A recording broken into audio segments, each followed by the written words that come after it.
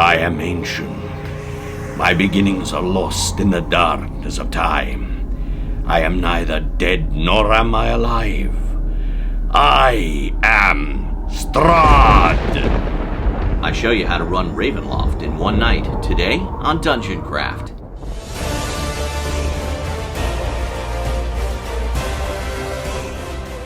Welcome to Dungeoncraft. I'm Professor Dungeonmaster, and this channel is about playing the ultimate game of D&D. And I'm Deathbringer. Level up your game and subscribe to see new videos every week. Few modules are as legendary as Tracy and Laura Hickman's Ravenloft, published by TSR in 1983. This module changed the game, presenting a number of firsts and gaming innovations, including a gothic horror setting, isometric castle maps, a villain, the vampire Strahd von Zarovich, who had a tragic background and was cunning, and he moved around instead of just waiting in his lair to be killed. Ravenloft has been revisited, revised, and turned into a video game and a board game. Recently, I adapted Ravenloft for my own table, and I ran it in just one night. To do this, I used the original 32-page module, which is available on DriveThruRPG, and you can get it on print on demand, which will allow you to look at these classic maps. I owe a huge amount of debt to Seth Skorkowski, who has a similar video on this topic, and I take a lot of the ideas I have from the town from him, and I would highly recommend that video, and I have a link to it below. Running Ravenloft in one night requires the DM to know what to cut. There are 88 keyed encounters in the castle, but only 14 of those are combat encounters. 74 of them just describe empty rooms and spaces. There's a lot of cobwebs, tattered tapestries, crumbling masonry. What you want to do is cut through all that and get to the main part of the story, and I'm going to show you how to do that. Now, the background. The villain, Strahd von Zarovich, was once a prince. He fell in love with his brother Sergei's fiancée Tatiana, but she rejected him because he was old and creepy looking. So he murdered Sergei, and stricken with grief, Tatiana killed herself by flinging herself off the walls of Castle Ravenloft to her death. Strahd, overcome with grief and rage, became a vampire. Strahd's castle and the land of Barovia are surrounded by magical fog. You can walk in, but you can't walk out.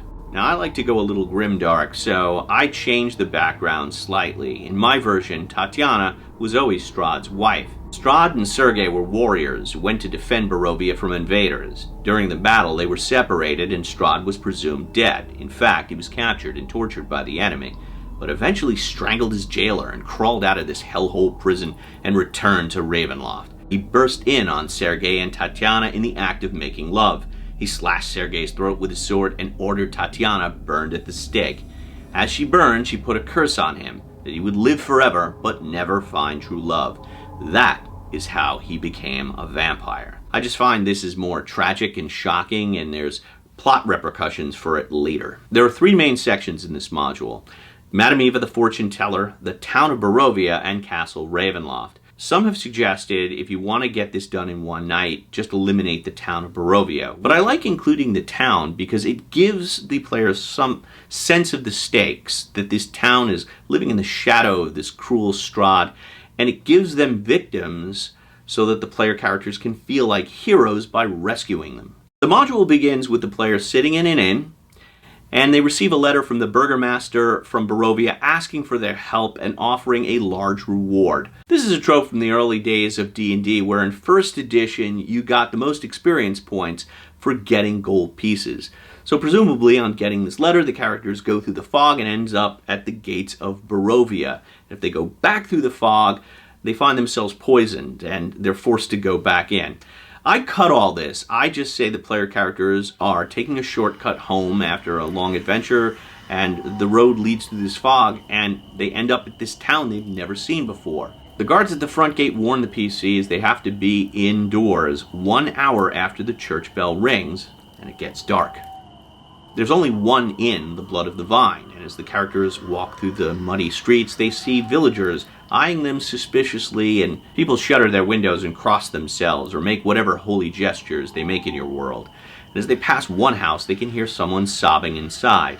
As soon as they enter the tavern, all conversation ceases. They will notice that the tavern patrons are dressed in a style that's slightly out of fashion by several years. The innkeeper is kind enough, offers them stew, and his daughter shows them to their rooms. She shows them their bedrooms, and it's unusually dark. She opens the shutters to let in light and show them that the room is clean. She tells them supper will be served shortly, but before they come down, they should make sure to shut and bar those shutters, because when they return, it'll be after dark. When asked why, she just says, "It is the custom in Barovia." If the party contains a paladin or cleric, they'll want to visit the church, which is the only other notable location in town. There, in the tiny stone chapel, among hundreds of lit candles, is Father Danovich, and he is saying a prayer vigil. He'll stop briefly to talk to the player characters, and he is a good source of information. He will tell them all about the devil Strahd and the terrible grip he has on the town, and when they ask what he is, he'll just say a demon who preys on the living at night. He gives them 2 clues. One, he tells them at about midnight there sometimes can be seen a procession of ghosts that rise from the cemetery and march to the highest tower of Castle Ravenloft and fling themselves off.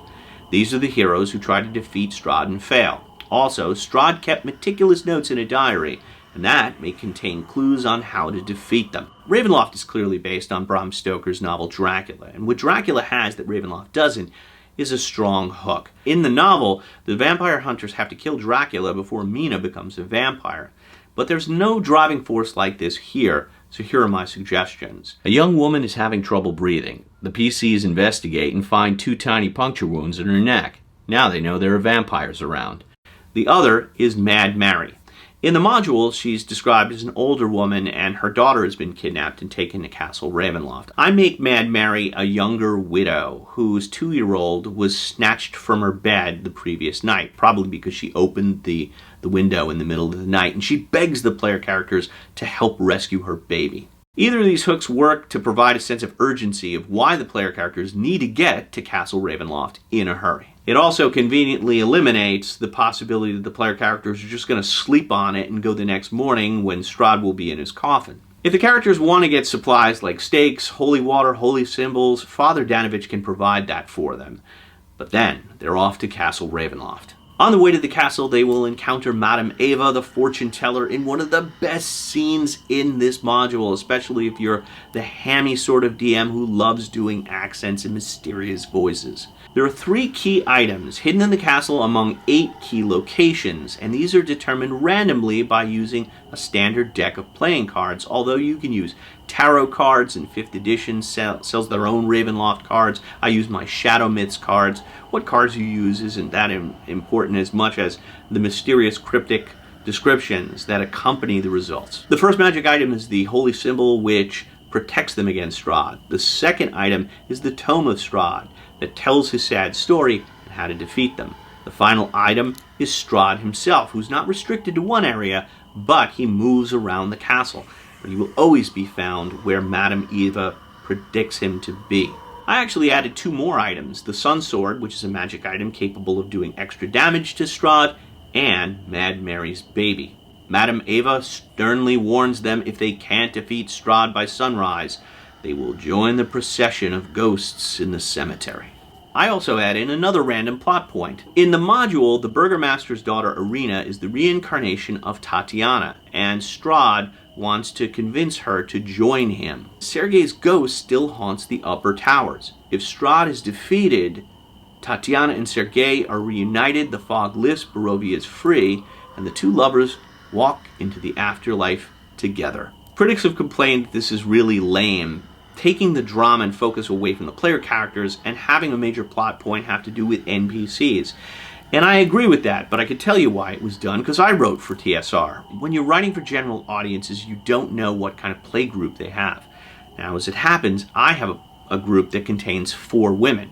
So I had them roll a die, and the lowest was the reincarnated version of Tatiana, and this made the stakes much more personal.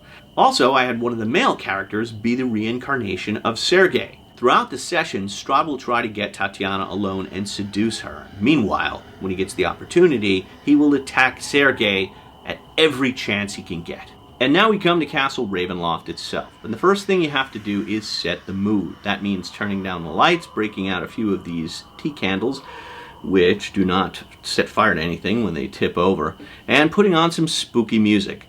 I like the music of Michael Gelfi. We're listening to his track, The Haunted Castle, right now. There is a link below to his website, michaelgelfi.bandcamp.com. He does these great ambient tracks that are 30 minutes or longer in length, and that way you don't have to keep flipping and rewinding, and you just have the music on in the background. And they're not overly loud with overly loud crescendos, so it's kind of like got an even level through the whole thing. So whether it's creeping around or combat, it works just as well.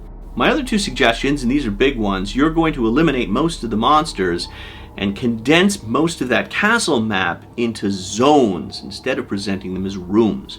Ravenloft suffers from another convention of modules at the time, the Wandering Monster chart that is leveled for AD&D. So you've got wights and ghosts and ghouls and wraiths, and it's like every undead monster but the kitchen sink gets thrown into this module, because why not? It's a creepy undead castle module. I think Ravenloft works way better if the only monsters are pretty much the vampires. I like Strahd. He is a villain enough. I also give him 3 brides, like in the novel Dracula. Dracula is a very sexy novel, but that didn't transfer over to D&D. Everything in D&D was very chaste and asexual. When I wrote for TSR, I wasn't even allowed to say the word erotic in a module. It got cut out. So Ravenloft is strangely chaste. Even the female vampires are called maiden vampires. I give Strahd 3 brides, 3 concubines like in the novel, and they are Sabile, Ingrid, and Ursula. Instead of being found in set locations, you can place them wherever you want, where the action is lagging, or you think that this would be a good time for them to attack. My players encountered Sabile in the chapel, about to sink her talons into Mad Mary's baby, which led to a tense standoff. The cleric turned her and she scampered up the walls backwards like a roach and disappeared through a hole in the ceiling. I also permitted the players to reconsecrate the altar and create a vampire-proof zone of protection, and they put the baby to sleep and left her there till the end of the session, so they didn't have to keep lugging her all around the castle.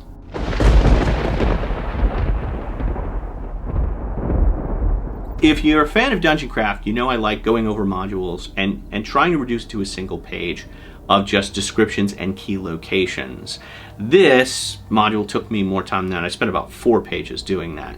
But it's the same idea. I reduced the castle to 5 zones. You've got the main floor, the upper floors, the roof and towers, the dungeons, and the crypts. When the characters first enter, they will see the sweeping staircase, they will hear the organ music and be drawn naturally to the dining room. There, instead of the box description, I reduce it to there are pillars of stone and a heavy long table, places set for each of them, wine glasses, roast beef, roots and herbs, massive piped organ, cloaked figure turns slowly toward you, and that's how they first meet Strahd.